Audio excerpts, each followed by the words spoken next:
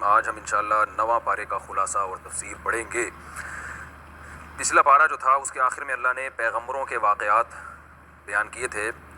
میں نے وہ واقعات اس لیے بیان نہیں کیے کہ وہ سورہ ہود میں زیادہ ڈیٹیل سے زیادہ تفصیل سے آ رہے ہیں، لیکن کچھ تھوڑا سا، کیونکہ آج جو ہم پڑھیں گے اس میں شعیب علیہ السلام کے واقعات زیادہ ہے، تو پچھلے پارے کے اختتام میں قوم شعیب کا تذکرہ شروع ہوا ہے کہ اللہ تعالیٰ نے شعیب علیہ السلام کو ان کی قوم کی طرف بھیجا، اور شعیب علیہ السلام نے کہا کہ ایک اللہ کی عبادت کرو اور ناپ تول میں کمی مت کرو۔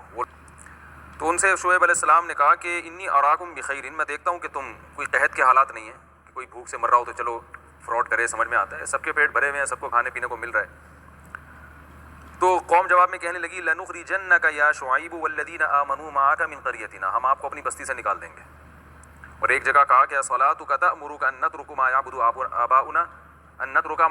آباؤنا او ان نفعل فی اموالنا ما نشاء، آپ کو آپ کی نماز یہ باتیں سکھاتی ہے کہ آپ ہمارے تجارتی معاملات میں دخل اندازی کریں۔ تو اس سے ہی پتہ چلتا ہے کہ لوگ جو ہے نا چاہتے ہیں کہ مذہبی لوگ اپنی عبادت گاہوں میں محدود رہیں، وہ ہمارے بزنس میں ٹانگ نہ اڑائیں، ہمارے معاملات میں ٹانگ نہ اڑائیں، وہاں ہمیں گائیڈ کرنے کی کوشش نہ کریں۔ تو آج بھی کوئی عبادت کرتا ہے نا، کسی کو برا نہیں لگتا، روزہ رکھو بھائی، آپ کا پرسنل معاملہ ہے، آپ عبادت خانے میں جائیں، عبادت کریں، مسجد جائیں، چرچ جائیں، دنیا میں ہر قوم میں یہ اچھا سمجھا جاتا ہے، نماز پڑھیں، کوئی مسئلہ نہیں ہے۔ مسئلہ وہاں ہوگا جہاں آپ اپنے باس سے چھٹی لے کے نماز پڑھیں گے کہ سر آفس ٹائم تو ہے لیکن ابھی میرا نماز کا ٹائم، اس کو غصہ آئے گا کہ یار آپ آفس کے ٹائم پہ نماز پڑھ رہے ہو، یہ تو بعد میں بھی بڑی آ سکتی ہے۔ تو کوئی بھی شخص اپنے مال کا، اپنے بزنس کا نقصان برداشت نہیں کرتا، تو اسلام اس قسم کی 2 نمبر عبادت کو نہیں مانتا۔ اسلام کہتا ہے جیسے باس کو جو آپ ٹائم دے رہے ہیں نا آفس میں، اس ٹائم میں اگر کوئی اور آپ سے ٹائم مانگے تو باس کو غصہ آئے گا نا، تو سب سے بڑا باس تو میں ہوں، تو میں نے جو آپ کو ٹائم دیا ہے نا 5 ٹائم نماز کا، اس میں آپ کو ادھر حاضری دینی ہے، اس میں آپ کا باس اس وقت کون ہے؟ میں ہوں، میں خدا ہوں، میں رب ہوں، اس وقت آپ نے ادھر آنا ہے۔ تو اس لیے اسلام کی یہ دعوت نہیں ہے کہ آپ نماز پڑھیں یا زکوٰۃ دیں، صرف اتنی دعوت نہیں، اسلام کہہ رہے ہیں سپیریئر اللہ ہے۔ سپیریئر کون ہے؟ اللہ کی ذات ہے، باقی سب اس کے ماتحت ہیں۔ اور جو لبرل لوگ ہیں وہ کہتے ہیں سپیریئر ملک کا قانون ہے، مذہب اس کے تابع ہے۔ بات سمجھ میں آ رہی ہے؟ مذہب کیا ہے؟ وہ ملک کے قانون کے ماتحت ہے۔ نا نا نا نا، اسلام کہتا ہے سپیریئر کون ہے؟ بولو بھائی کیا ہو گیا؟ اللہ ہے، تو اس میں کیا گورنمنٹ پابندی لگائی بولنے میں؟ اللہ ہے نا، پہلے اللہ ہے، پہلے خدا ہے، باقی سب اس کے بعد ہیں۔ تبھی ہم عدالت کے خلا کو نہیں مانتے، کیونکہ طلاق کے احکام اللہ نے قرآن میں بیان کر دیے ہیں، بتا دیا ہے کہ نکاح کرنے کا اختیار عورت کو ہے، نکاح ختم کرنے کا اختیار عورت کے پاس، بولو نا بھائی کیا ہو گیا؟ نہیں ہے، یہ تو قرآن میں جگہ جگہ ہے کہ عقدۃ النکاح، نکاح کی جو گرہ ہے وہ مرد کے ہاتھ میں۔ الطلاق لمن اخذ بالساق، حدیث میں آتا ہے طلاق کا اختیار کس کے پاس ہے؟ مرد کے پاس۔ یہ جو کہتے ہیں کہ عورت کے پاس خلا کا رائٹ ہے، خلا کے رائٹ کا مطلب یہ ہے کہ عورت کو یہ حق حاصل ہے کہ وہ شوہر سے کسی ضرورت کے وقت طلاق کا مطالبہ کر سکتی ہے۔ قوم نے کہا کہ آپ نماز پڑھتے ہوئے بہت اچھے لگتے ہیں، ہمارے کاروباری معاملات میں دخل اندازی ہمیں پسند نہیں ہے۔ اس پہ میں نے کہا تھا کہ شریعت کو ہر چیز میں آپ کو اوپر رکھنا پڑے گا، صرف نماز روزے کی حد تک نہیں، ہر چیز میں اللہ کے حکم کو پہلے ماننا پڑے گا۔ موسیٰ علیہ السلام کا اللہ نے اس میں واقعہ بیان کیا ہے کہ موسیٰ علیہ السلام جب فرعون کے دربار میں پہنچے دعوت دینے کے لیے، فرعون نے کہا کہ آپ کے پاس اپنے نبی ہونے کی کوئی دلیل ہے؟ موسیٰ علیہ السلام نے لاٹھی زمین پہ ڈالی، وہ ایک سانپ بن گئی، اور اپنا ہاتھ گریبان میں ڈال کے جب باہر نکالا تو وہ سورج کی طرح چمک رہا تھا۔ فرعون نے کہا، اور فرعون کے درباریوں نے کہا لساحر علیم، جادو ہے، مسمرزم ہے، شعبدے بازیاں ہوتی ہیں، ہر دور میں ہوتی ہیں، تو یہ بھی وہی ہے، اور اصل میں یہ چاہتے ہیں جادو کے زور سے ہمیں ہمارے ملک سے نکال دیں، سیاسی مفاد ہیں۔ کیا ہیں؟ سیاسی مفاد ہیں۔ تو اور پھر کہنے لگے کہ اب چونکہ لوگ تو بہرحال متاثر ہو چکے تھے، بھئی یہ لاٹھی کیسے سانپ بن رہی ہے، تو کہنے لگا فرعون کے اور درباریوں نے مشورہ دیا کہ سارے جادوگروں کو بلا لیں، کھلے عام مقابلہ ہو جائے گا، دودھ کا دودھ پانی کا پانی ہو جائے گا۔ تو وجہ سحرۃ فرعون، جادوگر آئے فرعون کے پاس اور کہنے لگے کچھ کمیشن بھی ملے گا ہمیں، ہم اگر موسیٰ علیہ السلام کو جادو میں ہرائیں گے تو کوئی کمیشن بھی ہے؟ فرعون نے کہا کمیشن ہی کمیشن، ٹھیک ہے نا، کمیشن نہیں بلکہ تمہیں میرے پاس مضبوط ٹھکانہ ملے گا، میرے درباری بن جاؤ گے تم۔ وہ پھر مشہور واقعہ ہوا کہ جادوگروں نے جب لاٹھیاں پھینکی ہیں سانپ بن کے دوڑنے لگیں، موسیٰ علیہ السلام خوفزدہ ہوئے، اللہ نے کہا آپ لاٹھی پھینکیں، وہ اژدہا بن کے اس نے سب کو نگل لیا۔ تو جادوگر حیران ہوئے کہ ہم نے جو لاٹھی کو پھینکا تو وہ سانپ بنی تو نہیں تھی، وہ تو دکھنے میں ایسی لگ رہی تھی کہ سانپ ہے، لیکن یہ عجیب بات ہے, انہوں نے لاٹھی پھینکی وہ تو واقعی سانپ بن گئی, تو یہ تو پاسبل ہے ہی نہیں. جادوگر تو جادو کی حقیقت کو جانتا ہے نا. میں بار بار اسی لیے تو کہتا ہوں جو جس فیلڈ کا ماہر ہوتا ہے نا اس سے اس کا پوچھو, وہ بتائے گا. دیکھو موسیٰ علیہ السلام نے لاٹھی پھینکی وہ سانپ, اور جادوگروں نے لاٹھی پھینکی وہ بھی کیا, رسیاں پھینکی وہ بھی کیا تھی, سانپ. عوام کو نہیں پتا چلا ان میں صحیح کون ہے غلط کون ہے, کیونکہ عوام کی یہ فیلڈ ہی نہیں ہے. کیا خیال ہے بھائی؟ اب اس زمانے میں واٹس ایپ اور فیس بک ہوتا, کوئی کہتا ہے یہ نورا کشتی ہے, کوئی کہتا ہے یہ ہے, تو کتنے کنفیوز ہو جاتے ہیں نا. او بھائی جادوگروں سے پوچھ لو یار بھائی موسیٰ علیہ السلام نے جو لاٹھی پھینکی ہے یہ جادو ہے یا کیا ہے, وہ فوراً بتا دیتے بھائی یہ جادو نہیں ہے. 2-4 جھوٹ بولتے, 8-10 جھوٹ بولتے, سارے تھوڑی جھوٹ بولتے. تو قرآن کہہ رہا ہے جیسے ہی موسیٰ علیہ السلام نے لاٹھی زمین پہ ڈالی ہے فَأُلْقِيَ السَّحَرَةُ, جادوگر فوراً سجدے میں گر گئے. فا آتا ہے فوراً کے لیے, صحیح ہے. پہلے میں اس کو کمپلیٹ کر دوں. فرعون نے کہا نورا کشتی ہے. دونوں کا پروگرام تھا موسیٰ علیہ السلام اور جادوگروں کا کہ مل کے مجھے کیا کرنا ہے. دونوں نے اس طرح ایک ڈرامہ رچایا, معاذ اللہ, نقل کفر نباشت. انہوں نے ایک اس طرح سے پلان کیا ہوا تھا کہ ہم یوں کریں گے, پہلے یہ شو کریں گے ہم تمہارے دشمن ہیں, پھر ہم ہار جائیں گے, اور پھر فرعون تو نکلے گا نا یہاں سے, پبلک اس کے خلاف ہو جائے گی, بھائی یہ تو صحیح ہے, پھر ہم مل کے کیا کریں گے, حکومت. فرعون نے کہا پلان ہے. فرعون نے کہا لَأُقَطِّعَنَّ أَيْدِيَكُمْ وَأَرْجُلَكُمْ مِنْ خِلَافٍ, جادوگروں سے کہا تم ہزاروں کی تعداد میں تمہارے ہاتھ پاؤں کاٹ کے سب کو سولی پہ لٹکا کے قتل کر دوں گا, کیونکہ تم نے یہ پہلے سے پلان کیا ہے, تم چاہتے تھے حکومت. جادوگروں نے کہا لٹکا کے کاٹ پیٹ کے ہلاک کر دو, ہمیں ٹینشن نہیں ہے, شہادت ملے گی. آمنا بربنا لیغفر لنا خطایانا, ہم رب پر ایمان لائے ہیں تاکہ ہم نے جو جادو کیا اس گناہ کو اللہ معاف کر دے. اور تو نے ہمیں تو پیغمبر کے مقابلے میں لا کے کھڑا کر دیا تھا, یہ تو ہمیں کیا پتا یہ پیغمبر تھے, یہ تو اتنا بڑا جرم ہو گیا, تو اللہ کا عذاب نہیں آیا, شکر ہے ہم پر, تو ہمارے لیے اس سے بڑی کیا سعادت ہے. تو اس دنیا میں جو سزا دے سکتا ہے دے, فقضی ما انتا قاض. اب آپ بتاؤ جو دنیا پرست انسان ہوتا ہے, جس کو دنیا کی لالچ میں موسیٰ کے مقابلے میں آیا ہوگا نورا کشتی کے لیے, وہ قتل ہونے کے لیے تیار ہو جائے گا. وہ تو فرعون سے الگ سے سائڈ پہ کہے گا, فرعون سے کہے گا ذرا چھاؤں میں آئیے, آپ سے ایک بات کرنی ہے ہم نے. بادشاہ سلامت, دھمکیاں آپ پبلک کے سامنے دے دیں, ٹھیک ہے آپ کا یہی ہے کہ, لیکن ذرا چھاؤں میں آئیں, دیکھیں وہاں سے تو اتنے مل رہے ہیں ٹھیک ہے نا, کیا خیال ہے. اگر آپ اس سے زیادہ کی آفر کرتے ہیں تو ہم موسیٰ کا کیا کر دیتے ہیں, انکار کر دیتے ہیں. نورا کشتی میں تو یہی ہوگا نا بھائی, دنیاوی مفاد کے لیے حضرت موسیٰ کے مقابلے میں آئے, تو جہاں مفاد زیادہ نظر آئے تو پھر ادھر کو لڑکنا چاہیے نا. ابے سیاسی لوٹے لڑتے نہیں ہے کیا بھائی, وہ کہتے ہیں یار وہ مجھے ادھر سے اتنے مل رہے ہیں, تم اتنے دے دو تو میں ادھر چلا جاؤں گا. اسی لیے تو لوٹا کہتے ہی اس لیے نا کہ ادھر سے ادھر. بعض دفعہ لڑکنے میں قوم کا مفاد بھی ہوتا ہے, میں مانتا ہوں کہ ہر ایک برا نہیں ہوتا سیاست میں, بعض دفعہ مفاد میں بھی لڑکا جاتا ہے کہ بھائی وہ اب صحیح تھا تو وہ غلط ہو گیا تو چلو ادھر چلے جاؤ, لیکن بس اس لیے بھی لڑکا جاتا ہے کہ بھائی وہ اتنے دے رہا ہے تو آپ اگر 5 روپے بڑھا دو تو ہم ادھر آ جاتے ہیں. تو اب کیا تھا کہ جادوگروں کو اگر مفاد کی وجہ سے یہ کام کیا تھا, تو جب فرعون نے کہا میں لٹکا رہا ہوں سولی پہ, تو جادوگر کہتے بھائی یہ تو لینے کے دینے پڑ گئے, فوراً رجوع کرتے نا. کیا خیال ہے, مفاد میں موسیٰ پر ایمان لائے تو لٹکنے میں کیا مفاد ہے. جادوگروں نے کہا بہت اچھا لٹکا دو بھائی, ہم ایمان لائے ہیں آخرت کے لیے تو اچھا ہے, آزمائش سے اللہ نے بچا لیا, لٹکا دو. تو جادوگر لٹک گئے, قتل کر دیا سب کو. اللہ نے حق واضح کر دیا کہ نورا کشتی نہیں تھی. لیکن میں نے بتایا نا کہ پھر بھی نہ فرعون ایمان لایا اور نہ اس کے ماننے والے, سارے دلائل اللہ نے قائم کر دیے کہ نہ کوئی کشتی تھی, کچھ بھی نہیں تھا.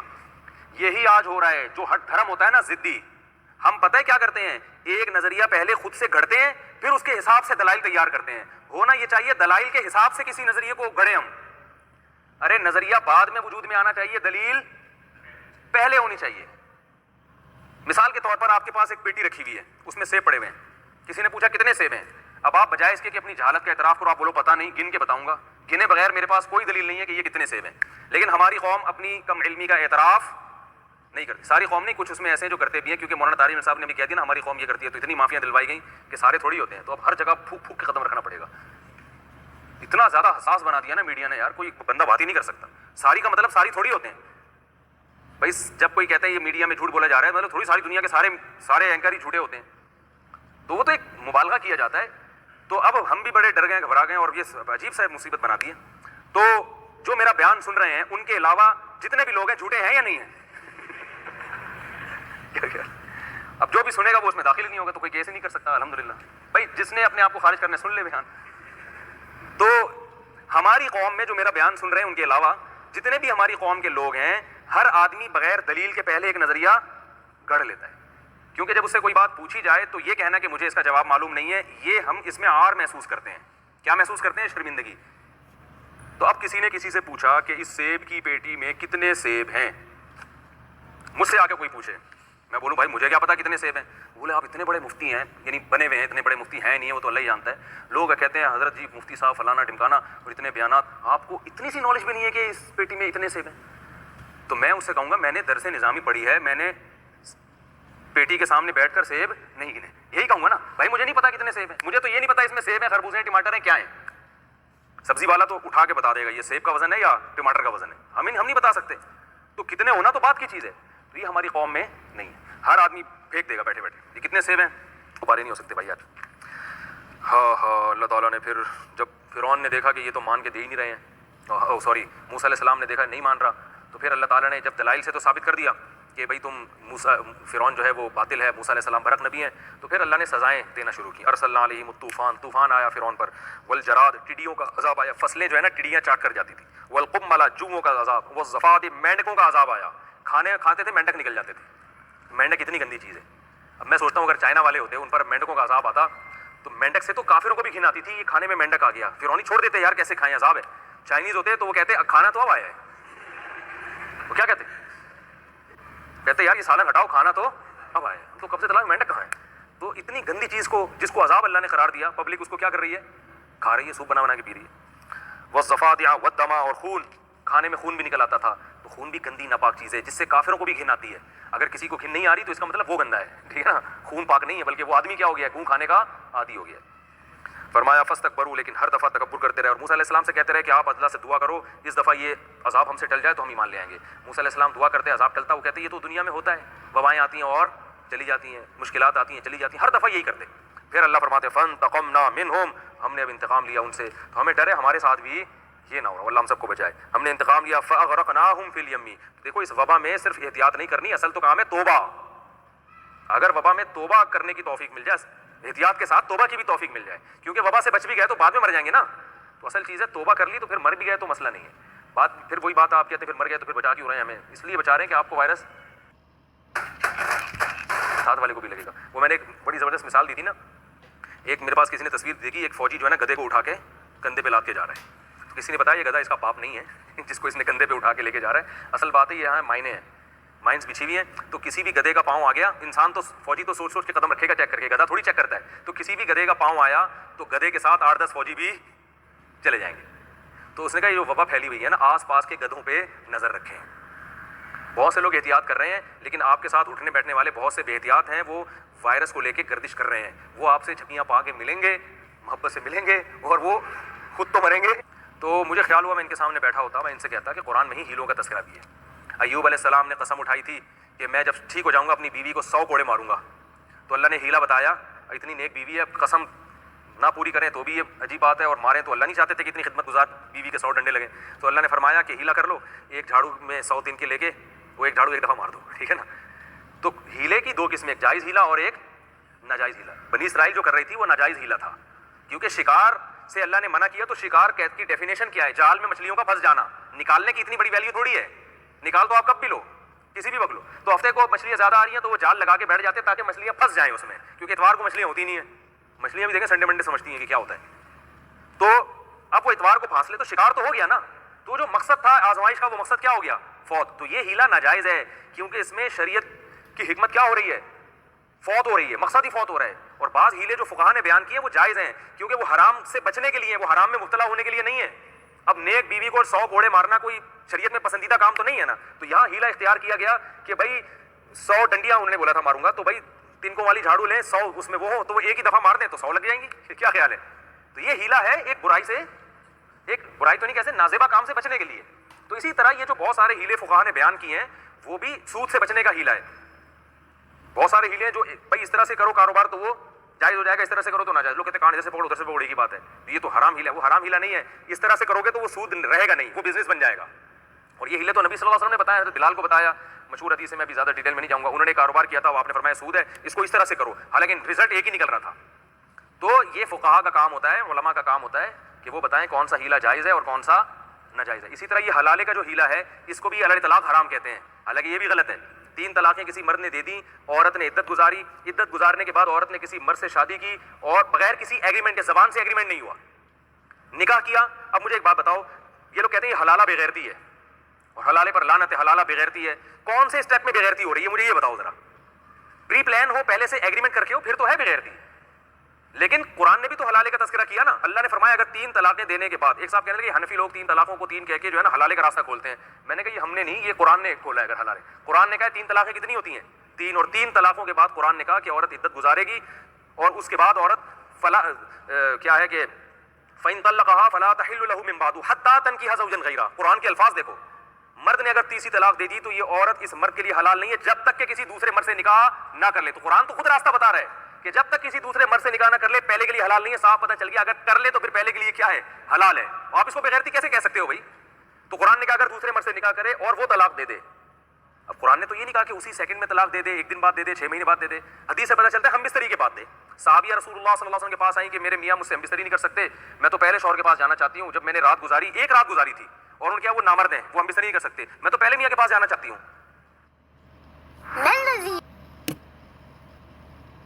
تو میں جا سکتی ہوں.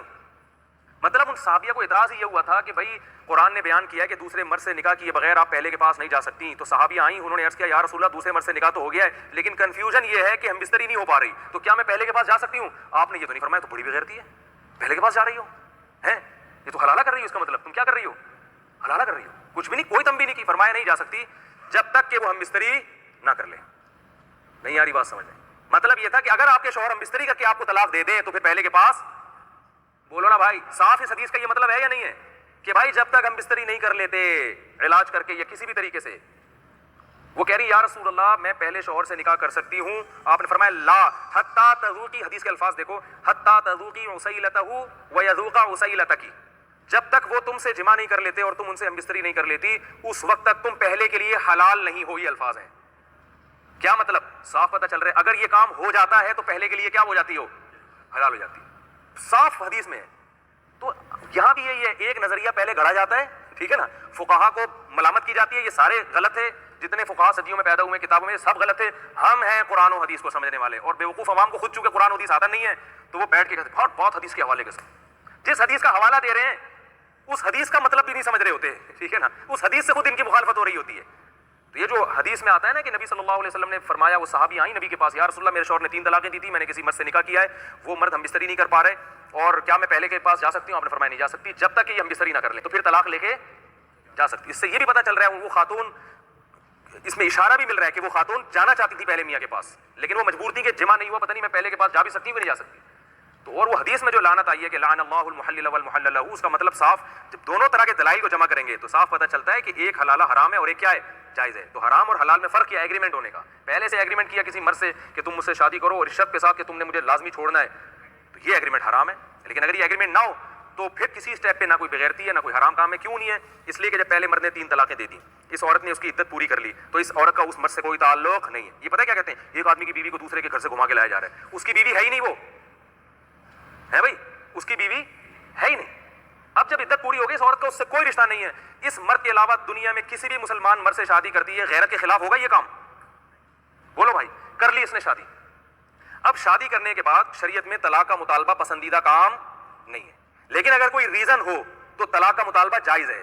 اگلے دن بھی جائز ہے, 20 سال کے بعد بھی جائز ہے. مطالبہ, مرد پہ طلاق واجب نہیں ہے, لیکن عورت کے پاس معقول ریزن ہو تو وہ طلاق کا مطالبہ کر سکتی ہے. بخاری کی حدیث ہے, جمیلہ بنت ثابت نبی کے پاس آئیں, یا رسول اللہ میرا نکاح ہو گیا, مجھے شوہر شکل کے لحاظ سے بالکل بھی پسند نہیں ہے, میں طلاق کا مطالبہ کرتی ہوں. آپ نے یہ فرمایا 1 رات گزری ہے, طلاق کا مطالبہ, بھائی 1 رات گزری ہے لیکن مجھے نہیں سمجھ میں آ رہے. وہ آپ نے ان کے میاں کو بلایا, بھائی مہر لے کے طلاق دے دو. اگر وہ راضی نہ ہوتے میاں تو آپ کہتے بھائی میں ایک مشورہ دے رہا ہوں لیکن یہ نہیں مان رہے, اب تمہیں گزارا کرنا ہے.